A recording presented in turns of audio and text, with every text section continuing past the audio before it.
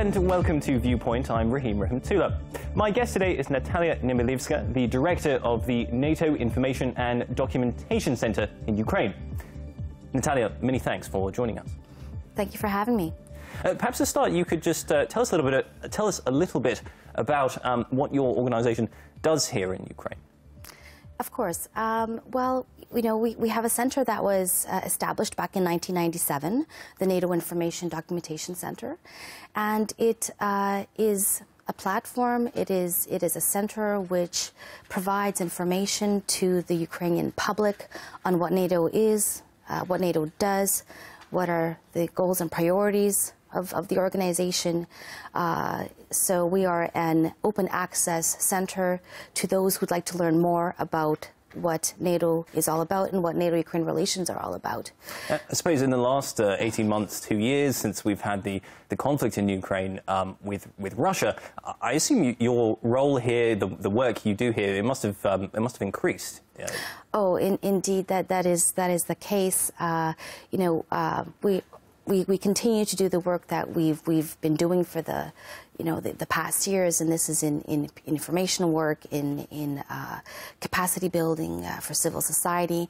But with the crisis that erupted recently in Ukraine, our portfolio has expanded, and we now have an additional strand of work that we're developing with the Ukrainian authorities, and this is in the area of strategic communications. Okay. And explain that to us a little bit. I mean, it sounds like perhaps, are you simply trying to persuade Ukrainians that joining NATO is a good thing, that the country should do this, or is it more subtle than that? Well, the work that we're doing in public information is simply that. It's providing the facts and allowing the Ukrainian public to make its own decision, to really get an understanding of our policies, of the cooperation and the benefits that Ukraine derives from this cooperation. So clearly, you know, we're not in the business of recruiting, and you know, it's up to every sovereign nation to decide, you know, which alliance it wants to join.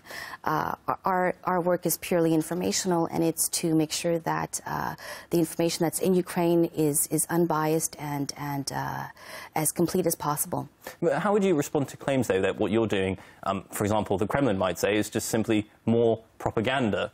Why should, for example, why should Ukrainians look to NATO and trust you over, you know, a Russian media source, for example? Well, as I said, you know, the work that we're doing in strategic communications is actually quite unique. We signed an agreement, a roadmap of sorts, in the area of strategic communications, through which we would like to help support Ukraine develop its strategic communications capabilities. So it's with a view of Ukraine being able to better communicate its priorities, its reform agenda. And as far as we are concerned, the greatest antidote to propaganda is being able to deliver your message, being able to deliver it in a truthful way, and to deliver it in a coordinated fashion vis-a-vis the Ukrainian authorities. So. Give us a sense of your assessment of the progress so far that you've seen from the Ukrainian side in developing better communications. Because I see there are sort of two sides to this, isn't there? There's the fact that Ukraine needs to tell its own people that you know, reform is happening, changes are being made, and on the other side, Ukraine has also got to communicate to the West and to the outside world about what's going on in this country. Because we do see, I think, quite often in the Western media, for example, they don't necessarily always understand the decisions the Ukrainian authorities take, why they're being taken, and from the outside, it can often look, you know, it doesn't come across well. I think that the most important element in this entire picture of strategic communications is actually the system itself and the policies and the procedures in place to make sure that, you know, Ukraine is able to respond to any contingency.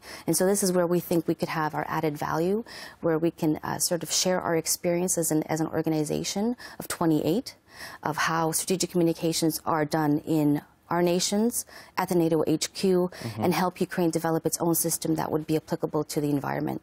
How is Ukraine going to leverage technology to improve its communication systems. It's often said that I've heard in ministries and things, employees don't use email and they're not quite sure what that is. Do you see a big role for this in Ukraine? I think technology is the tool, it's the channel, it's the platform to deliver information. What is the most important aspect in this is to being able to provide this information in a timely fashion, to be able to react quickly, to be able to react truthfully, and then the mode of communication is to be determined. Mm-hmm. But, technology in and itself is not a solution. So you mean the government should be using, how should it be getting its message out to the people? Is it using social media, for example? I mean, NATO, for example, does do this. We've had in the last year or so, we've got NATO establishing a YouTube channel. They put out informational videos and that sort of thing. Is that the kind of direction that we need to see here as well? This is the direction that Ukraine is taking. But again, it goes back to, my fundamental point that in order to, this is the mode of delivery, this is the channel, the platform through which you can provide your information to your publics and to publics abroad. The most important thing is to have that information, to make sure it's accurate, factual, and that is provided in a timely fashion, and then the actual mode or the channel of delivery is to be determined, and there are many ways of delivering this information. Because recently we had Ukrainian President Petro Poroshenko. He said at the Munich Security Conference that he didn't want to give a platform to Russia to speak, to poison, that's were his words, the European people with its lies, its propaganda. What do you think about this? Because don't we need to give some space for others to express their views, even if we find them controversial, even if we think they might be lies? Ukraine, in a sense, I mean, it's putting out its own information, its own facts, but it's almost like it's fighting fire with fire, and this could just make the battle worse. I think that we should focus on ourselves, and we should focus on delivering the information that we want to deliver. Concentrate on the values that we espouse, and ultimately, at the end of the day, the truth will prevail. So perhaps propaganda may have an effect in the short run. In the long run, though, the truth will always win, and so this is the emphasis that we're trying to instill with our Ukrainian counterparts. That this is a long haul. This is not an instant win, but so long as you maintain your ethical approach, your truthful approach to information, you will be victorious at the end. Excellent. Okay. Well, I'm afraid that's where we'll have to leave it because we're out of time. But thank you very much for coming in to speak with us. Thank you. You've been watching Viewpoint. I've been joined by Natalia Nemyliwska. She's the director of the NATO Information and Documentation Center in Ukraine. That's all we have time for. Do join us again.